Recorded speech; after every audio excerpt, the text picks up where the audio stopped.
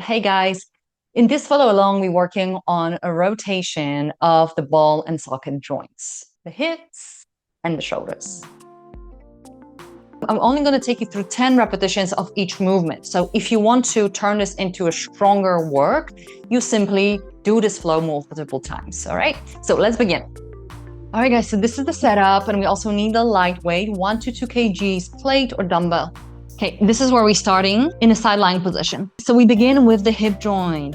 It's very simple. We're stiffening the trunk, and we're starting by moving the leg towards the chest, then up to ceiling, and then behind you, and then down to ground. And then you simply reverse. The same movements apply to the shoulder. So guys, you can use this as a warm-up, also as a rehab, or simply I use it as a prehabilitation, right? Because it keeps your joint healthy. We're lubricating the surfaces, we're nourishing the cartilage in the joint, but also making sure that all those muscles around the hip, the stabilizing muscles, are working, okay? And the deep stabilizing muscles are the rotators of the hip. If you want to learn more about importance of rotation, refer to my Hips 360 series, where I talk about flexibility, mobility, the difference between the two. And also I go through what's happening in the hip, what muscles are doing the movement, and what are the repercussions of stiffness, lack of mobility for overall biomechanics. So guys, we're doing 10 rounds of this. So we continue until we hit 10 repetitions, and then we're moving on to the next one. We've got 3 different movements, all encompassing rotation for the hip. So guys, you can do it. Doesn't matter what age you are, right? Whatever your fitness level is, whether you have a lot of pain. I do this with clients that are in their 80s and they have osteoarthritis, people who have different aches and pains. Normally this movement is very helpful. Obviously it may be smaller and you may do less of it. Maybe you take frequent breaks, but this is absolutely essential, okay? After 10 reps, guys, relax. Now we're gonna go to neutral hip, so a little bit less flexion. So align your foot with the shoulder, elevate the leg, and dorsiflex your ankle, so toes up to the chest. Now from here at the hip level, we're doing a pivot.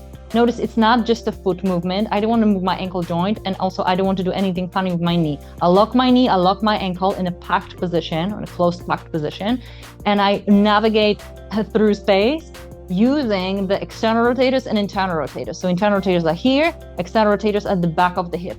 And also, because the leg is up, we will be using our abductors, glute medius and minimus, to hold the leg up in the air. And you're simply doing 10 swivels each way. Okay? Make sure this is hip isolation and you're not moving your back.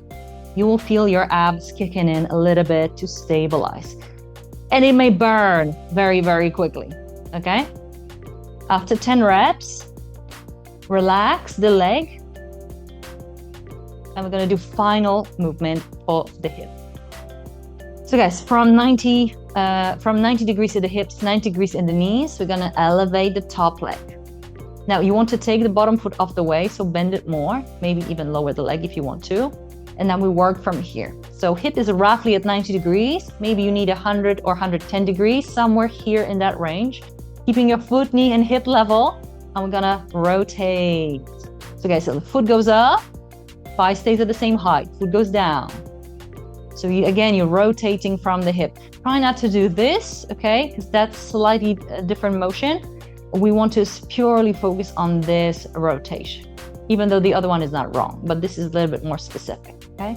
External rotation, internal rotation. If you can't hold the leg like this because your hips are just a little bit too weak, check this out. You can help yourself by simply putting the block below the knee and just working from here. And that will make it much easier for the hip abductors, okay? So you're simply supporting the lower portion of your thigh, and that allows you to rotate. Okay, so this is your modification. If you don't have a block, use the stack of books.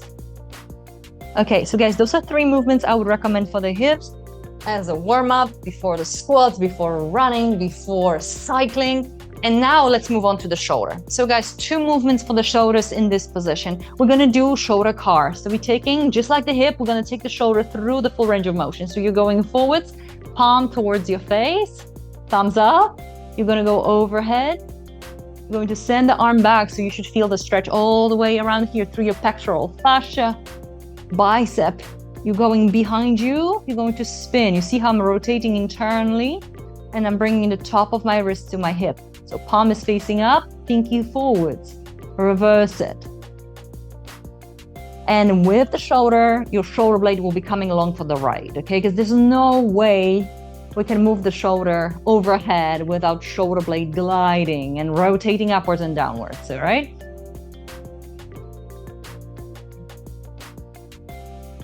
Guys, again, depending on what your shoulder needs, I'm gonna take you through 5 reps of this. If you need more, simply pause this video and go for more, okay? So if you tend to suffer from neck discomfort and tightness in the trapezius, like upper back and upper shoulders, this will be a nice way to work on the shoulder and not strain your neck so much because your head is relaxed, okay? You don't need to worry about stabilization of your cranium. Okay, and the next movement, guys, we will need here a little blanket on the ribs, or you can also grab a block. Please don't make it heavy, okay? It's not about how strong you are, how many kilos you can lift once or twice. This should be sustainable. So we just want the feedback, okay? So we're gonna work on external rotation of the shoulder, and this is mostly to support rotator cuff. But I also like to do this because it helps me sort of strengthen the back of my shoulder. And if you're working on the computer a lot, and you know, we all using smartphones, and we kind of have a bit of a hunchbacks, and you know, those shoulders are kind of migrating forwards as we do tasks in front of the body. So this is always a nice way to support the rotator cuff, support the shoulder stability, and also it feels good. You can borrow those exercises and implement them as your warm-up. If you had a rotator cuff issue, you can also use it as a rehab, right? The same with the hips. Otherwise, you know, on this channel, we're focusing on prehabilitation, right? Making all this work well and be strong enough and resilient enough so that when we get injured, because at some point, well, we probably will, right? That's life. But we can mitigate that risk of injury and also speed up the recovery by making those connective tissues stronger and more resilient, so they heal better, right? And they can handle more. Okay, moving on to the other hip. So guys, make sure you take your weight with you. We're going into the hip. We're gonna go through rotation, okay? So as you remember, we're going up, back. Yeah, so stiffen the trunk, and I'm gonna take you through 10 reps. Notice how here I'm externally rotating, and here I'm internally rotating. And for some clients, the movement will just look like this. You see how small that is? But it's still doing their best, okay? I know there's a lot of people that will want to show off and say, hey, I can go so far, but look how much it can come from the lower back. We do not want to incorporate the lumbar spine in here, okay? This is hip isolation. So be specific and don't rush.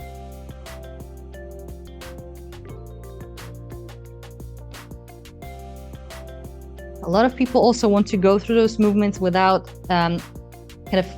you know, good stable base. Remember, setup is the key, okay? Because we want to make sure that there's no other compensation. Nothing is pulling on the pelvis. The pelvis is in a neutral position. So get those cushions.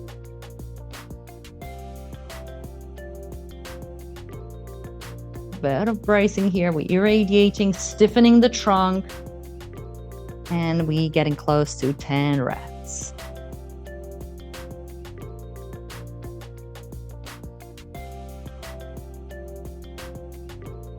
So guys, this is part 1. We will be covering different setups and rotation in the future videos. I'm going to make sure to record more of those follow-alongs so you can take those movements into the gym, or, you know, do it at home for yourself, or even in different places. You know, some people take those movements and do them in a sitting position, or do it on the chair and do it at work. Okay, so you can do a little exercise snacks, use those movements to fill those, you know, moments of boredom, or when you're waiting for something, and get as much movement, as much blood flow, as much training into those ball and socket joints as you can.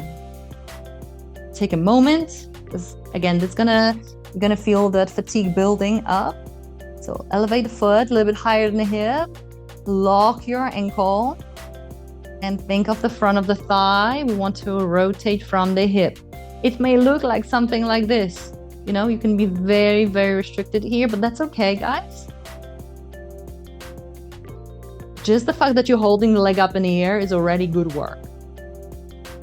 And then send the leg further back. So you're going a little bit more into extension, right? Opening the front and contracting the back. So try not to have the leg too far in front of you. And we're moving on to the last one for the hips. Okay? Rest. Take a moment and then get the bottom foot off the way. Now, going to elevate that leg, and we do the swivel here. Internal rotation, external rotation, okay? Again, don't let that pelvis come along for the ride. We want the trunk to be stiff and pelvis to stay still. So observe this gap here between the ribs and pelvis, okay? If you notice or feel something like this, then you're compensating, okay? So we go here to here. And if this is already burning and you kind of hold it, either take a longer break or put that block in here to fill that space so you can relax your abductors. If it's pinching in here when you do that, just send the leg further out and do it from here. It will give you a little bit more space potentially. Less flexion, maybe it will be less pinching at the front. We are done. Rest, okay? Again, it's quite a nice feeling of burn in those tissues. Now we're going to shoulder cause. So again, controlling the movement through rotation. We're going up, thumbs to ceiling. Going up behind you, rotating internally, top of the hand to the hip, and go back and around.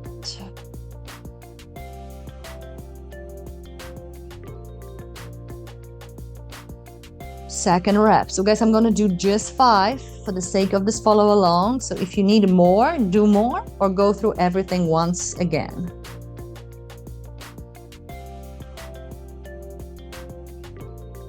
And I'm pulling my scapula down here. Then my scapula goes back to the spine. And I bring the bicep to the cheek. Palm to ceiling or palm towards the face here. External rotation, thumb up. And you continue. Go as far as you can. Notice here how nicely the chest gets stretched. Especially if you're about to do any overhead movements. Very good work. Okay, finishing off. And guys, our last little bit. Let's go into external rotation training of the shoulder. So, yeah, that support. Okay, that support is quite essential. Okay, so you pin that block or that cushion down to the ribs. And guys, elbow at 90 degrees. Try not to compensate with the wrist motion. And also try not to start here, right? Stock the shoulders, pull the shoulder blade down, pin this pillow or block nicely, and then begin. We're going for 10. And we're going for 10 for the sake of the video. If you've got 1 kilo, 1.5 kilo, you can build up all the way up to 15, or simply do multiple sets of 10. And 2, and 1. All right, guys, that's it. So that was our part 1, working on ball and socket joints, hips and shoulders. And we're gonna cover more of these stuff in the future videos, so stay tuned. See ya.